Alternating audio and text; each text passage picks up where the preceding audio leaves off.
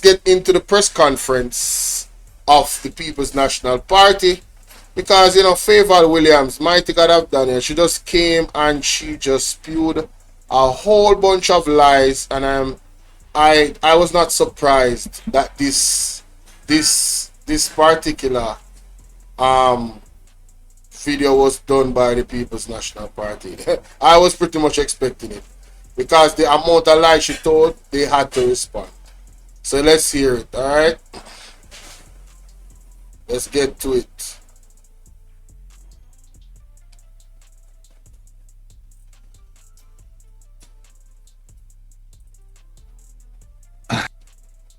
First up will be the persons who are watching online.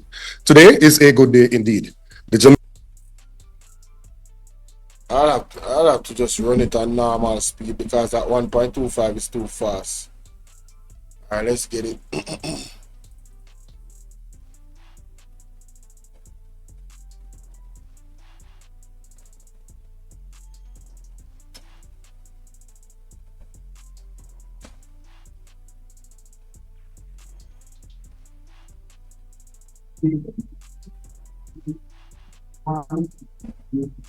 Good morning, ladies and gentlemen. Welcome to the post-budget press conference of the People's National Party. Welcome to members of the media, those who are present here with us in person and those who are online, and to also other persons who are watching online. Today is a good day indeed. The Jamaican people have been suffering for a prolonged period of time, and there are a set of proposals that have been put forward to lessen the burden on the people of this country. And whereas some are opposed to those proposals because they did not conceptualize them, we have a competent team here today that will go through the proposals, cost them, and show you how they will be funded so we can ease the burden on the Jamaican people. First up will be the leader of the party and the next Prime Minister of Jamaica, Mark Golding. Please make him welcome. Thank you very much, Dr. Campbell.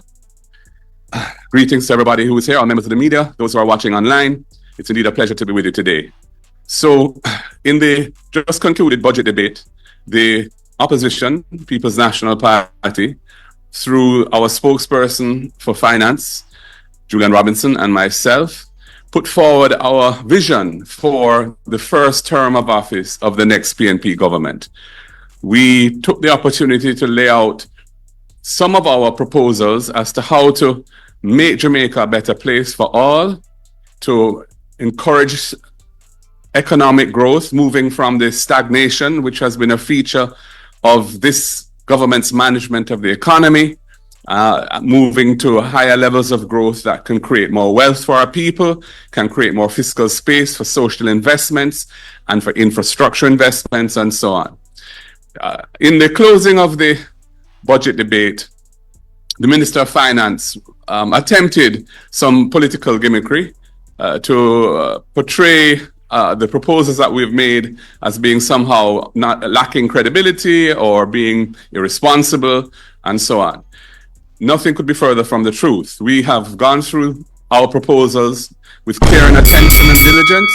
We've used the available data from the sources that are publicly known, the budget books and the fiscal policy paper and other instruments that have been tabled with the budget and other available information to analyze the costing of our proposals and how we would be able to pay for them.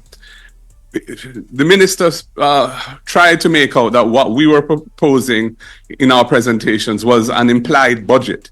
That is not what we were doing, and we never said that we were doing that. We were putting forward our policy commitments for the first term, and the term of office is up to 5 years while we are in government. Clearly, the phasing of our proposals will take into account the fiscal rules, the priorities that we have, and the situations that unfold and affect the economy going forward. I reiterate that we are very committed to fiscally prudent management of the economy. Indeed, the fiscal rules that have guided the debt reduction over the last over 10 years are a result of the work that we did when we were last in government and were legislated by us during that time. And those rules have guided the entire process of budgeting over the period since, and the surpluses that needed to be driven so that we could bring down the national debt to where it is now at a roughly 69% of GDP. But everyone, I think, accepts that having managed to grapple with the debt monster and tame it and bring it under control, we need to now pivot. We need to now move forward in a new way so that we can start to take the economy in a direction that can deliver for the Jamaican people and provide solutions to the deep problems that we face. And that is what our program is designed to do. So the question is, how is it to be funded? As you will see in the course of this press conference, we have come up with a series of ideas, some of which would be paid for out of the budget in each year going forward, some of which would be paid for by the agencies which have the responsibility for those particular items. And the totality of the budget cost of our proposals based on our estimates is $23 billion annually. And that would be assuming that everything was rolled out from day one. And that does not include the 11.4 billion, which the law has as ending, the extraction of 11.4 billion from NHT, which the law has ending at the end of this coming fiscal year. So the year ending March 2026 is by law currently the last year that these extraction of resources, annual extraction of resources from NHT is allowed and authorized. So we have assumed that that will not be extended. No, ladies and gentlemen, that is very important. And we have to keep a note of that. The money, the 11.4 billion from the NHT that the government has taken, which the same Prime Minister of today said that he would not take in an interview years ago with Dean Jackson Miller. Its legalities will expire this budget, this year. So after this year, legally, the government cannot take the $11.4 billion from NHT. However, I think Mark Golden had said that, you know, he's not sure the position of the JLP if they want to extend the law for it to continue. But under the PNP, it will not continue when they make government. Very important to know. Let's continue. See? And in any event, we do not intend to extend it. The government hasn't said what their position on that is. But the society as a whole, I believe, is not in favor of any further extraction of resources from the NHT to fund. And I want to ask the people, are you guys comfortable with Andrew Ones extracting the $11.4 billion from the NHT, or do you want the NHT money to do what it was supposed to do, which is help us to that pay our taxes, NHT, NIS, whatever we pay, TR and everything, so that we can access loans, right, that we are qualified for, so we can build our own homes? Are you guys, what do you guys want? Let me know in the chat. Let me know. Let me know in the comment section. Let me know. On the budget. So we will be putting an end to that. So how will we pay for the $23 billion of expenditure that our programs aggregate to, and stopping the annual extraction of 11.4 billion from the NHT? First of all, as I've said, we have to comply with the fiscal rules, and the phasing and timing of the implementation of our proposals will be subject to compliance with those things. But it's very important to understand, first of all, that in this year's budget, which is roughly $1.27 trillion, there is $360 billion of what is described as discretionary expenditure. That is expenditure that is decided on by the political directorate based on their priorities, and is separate from interest payments, which are always have to be provided for in the budget by the Constitution, and also salaries of public sector workers. So that 360 billion represents the issues that this government has over time decided are important for the nation.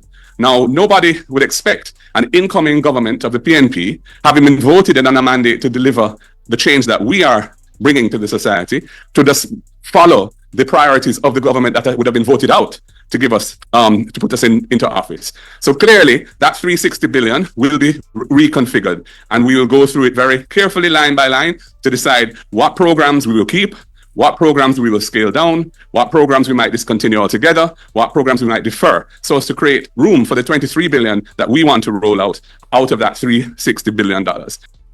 Now, for the people that are listening, right, simply what Mr. Golden is saying is that there's a certain amount of money that is allocated for the budget, which you're seeing on your screen. The 360 billion, out of that, all he wants or requires for his budget is 23 point something billion. They were asking the PNP, how is it that they're going to fund their budget? And he just explained how he's going to do that. There's going to be some things that they're going to change. Some programs they're going to discontinue. Some programs they're going to scale down, and that means put less money in to facilitate their budget. The JLP, being the deceptive cowards that they are, decided to insinuate that somehow it's going to be FinSac 2.0.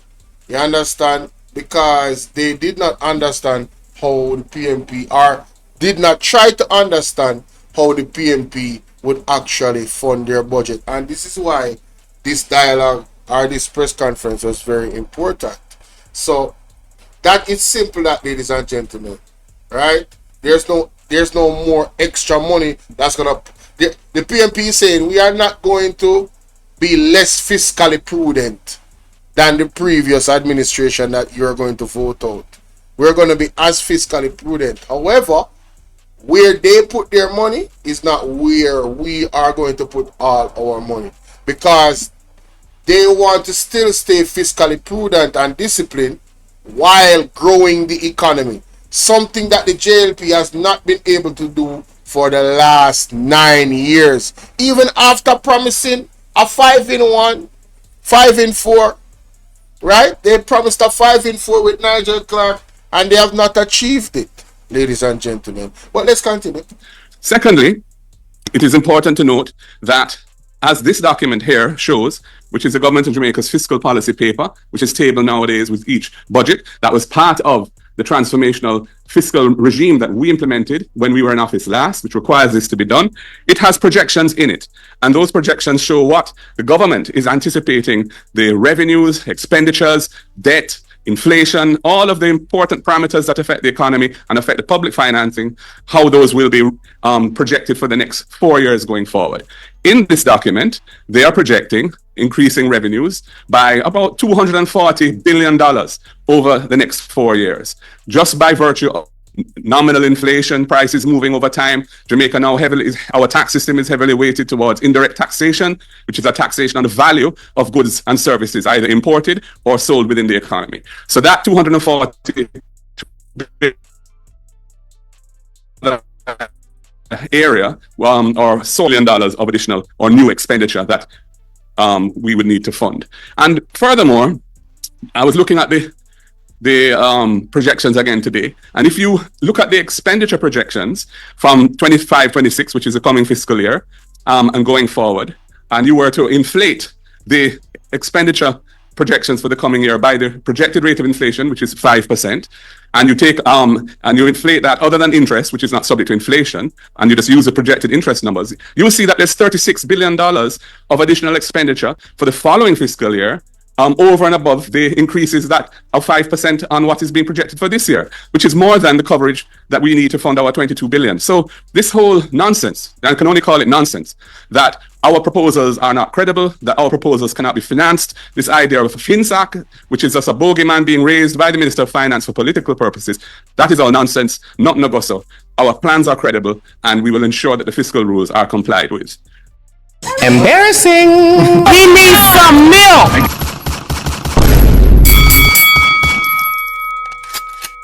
Well. I hope that we have gained a better understanding from the next Prime Minister of Jamaica, Mark Golding, that, you know, Favour Williams and the Jamaica Labour Party is political gimmickry. They understand that the People's National Party's plans are solid, that they have. They just wish that they were the ones that said it first. And because they were not able to steal the idea, because the PNP were so strategic by not putting out their plans early, it burned them. So I'm going to now go through the specific measures that we have outlined in our budget presentation and how we have costed them. I will take some of those. I will ask Damien Crawford, our Shadow Minister for Education. All right, so that was the intro, ladies and gentlemen. That was the intro, because you don't want to load up the people too much